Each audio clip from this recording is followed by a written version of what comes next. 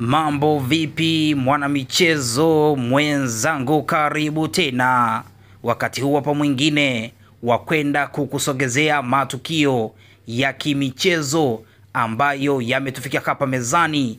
Kama ilivyo kawaida yetu, sisi tunamulika ligi na michuano ambayo inawasha moto kweli kweli.